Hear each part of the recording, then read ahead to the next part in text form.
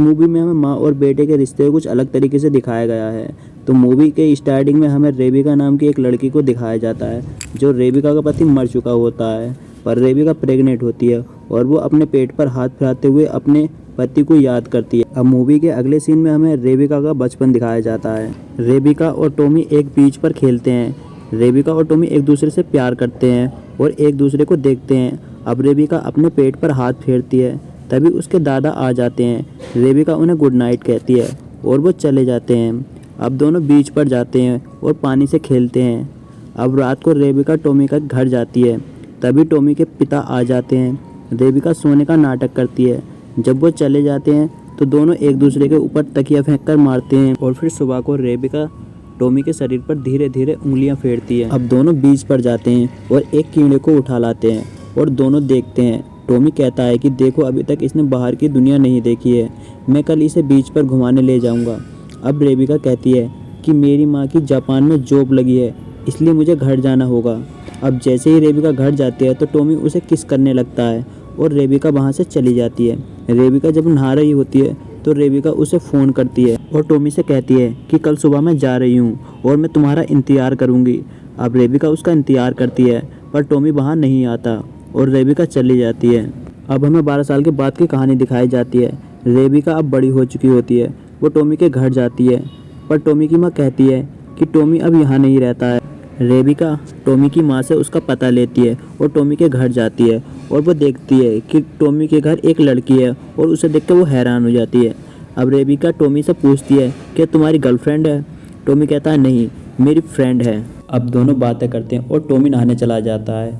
अब शाम को जब दोनों खाना खा रहे होते हैं तो टॉमी रेबिका को कीड़ा दिखाता है और कहता है कि तुम्हारे जाने के बाद मैंने इसे अभी तक अपने पास रखा है। कुछ देर बातें होने के बाद टॉमी रेबिका को किस करता है और फिर कुछ देर तक चुम्मा चाटी होती रहती है। अब अगले दिन टॉमी रेबिका से कहता है कि मुझे कुछ दिनों के लिए बाहर जाना है। रेबिका कहती है मैं भी तुम्हारे साथ चलूंगी। अब दोनों साथ में जाते हैं। तभी रेबिका गाड़ी रोकने के लिए कहती है क्योंकि रेबिका को टॉयलेट आ रही थी। जैसे ही रेबिका टॉयलेट करके वापस आती है तो वो देखती है कि टॉमी की मृत्यु हो चुकी है और वो नीचे पड़ा होता है। दरअसल जब रेबिका गाड़ी से उतरकर टॉयलेट करने गई थी तभी कार को ट्रक टक्कर मार के चला गया था, जिस कारण टॉमी की मृत्यु हो जाती है। अब रेबिका रात को टॉमी के बारे में सोचती है और उसके फ़ोटो देखती है और उसकी कुछ वीडियो भी देखती है। अब अगले दिन रेबिका उसकी कब्र पर जाती है और वो उसे मिस करती है। तभी रेबिका उसके डैडी को बताती है और उसके डैडी रोने लगते हैं। रेबिका टॉमी के डैडी से कहती है कि टॉमी फिर से ज़िंदा हो सकता है क्योंकि उसने डॉक्टर को अपने जेनेटिक सेल्स के सैंपल लिए थे। उनका कहना है कि टॉमी फिर से जिंदा हो सकता है। और कुछ दिनों बाद हमें दिखाया जाता है कि रेबिका के पेट में एक बच्चा है जो टॉमी का होता है। और अगले दिन रेबिका टॉमी की कब्र पर जाती है। अब कुछ दिनों बाद रेबिका एक लड़के को जन्म देती है और उसका नाम भी वो टॉमी रखती है।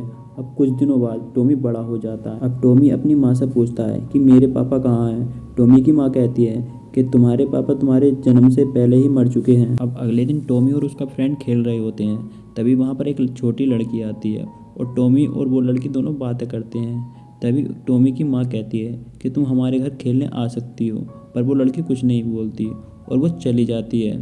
तभी दो औरतें टॉमी के घर आती हैं और टॉमी की माँ से कहती हैं कि कल तुम्हें जो लड़की मिली थी, क्या तुमने उससे घर खेलने के लिए कहा था? टॉमी की माँ कहती है हाँ। वो रेबिका से कहती हैं कि जिस तरह से तुमने बिना शादी के टॉमी को जन्म दिया है, उसी तरह से उसकी माँ ने भी बिना शादी के उस लड़की को जन्म दिया है। रेबिका टॉमी से कहती है कि तुम उस लड़की के साथ मत खेलना। अब अगले दिन टॉमी और रेबिका दोनों बातें कर रहे होते हैं तो एक छोटा बच्चा आता है। वो टॉमी से कहता है क्या मैं तुम्हारे साथ खेल सकता हूँ, और दोनों दोस्त बन जाते हैं। अब अगले दिन जब टॉमी और रेबिका खेल रहे होते हैं तो टॉमी रेबिका के ऊपर गिर जाता है, पर उसी टाइम टॉमी का दोस्त आ जाता है और दोनों साथ में खेलने लगते हैं। अब टॉमी बड़ा हो जाता है और रेबिका टॉमी के लिए जूस लेकर आती है। टॉमी बिल्कुल अपने पापा की तरह दिखता है।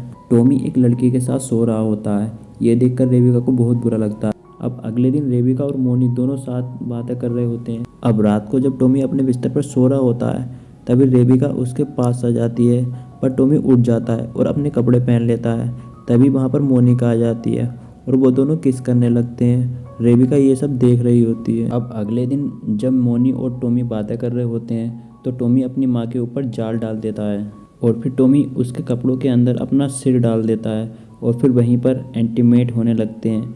मोनिका ये सब देख रही होती है और वो वहाँ से चली जाती है। रेबिका टॉमी से कुछ नहीं कहती है और सोचने लगती है। अब अगले दिन टॉमी और रेबिका जब घर जा रहे होते हैं तो उन्हें एक बुढ़िया मिलती है। टॉमी रेबिका से कहता है कि कौन है ये औरत, पर रेबिका कुछ नहीं बताती। दरअसल वो बुढ़िया पहले वाले टॉमी की माँ होती है। अब टॉमी घर जाता है, वो कहता है कि मुझे बताओ कौन है वो औरत, पर रेबिका कुछ नहीं बताती है। टॉमी एक कमरे में बंद हो जाता है। अब कुछ देर बाद रेबिका अपने पति के फ़ोटो और वीडियो टॉमी को दिखाती है। अब टॉमी सब कुछ समझ जाता है और वो अपनी माँ को बिस्तर पर गिरा देता है और उसके साथ पेलन क्रिया शुरू कर देता है और मूवी यहीं पर एंड हो जाती है। दोस्तों, अगर आपको यह स्टोरी अच्छी लगी हो तो लाइक कमेंट सब्सक्राइब करना ना भूलें, ताकि आने वाली हमारी हर एक वीडियो आप मिस ना कर पाएँ। तो मिलते हैं नेक्स्ट वीडियो में, आज तक के लिए बस इतना ही।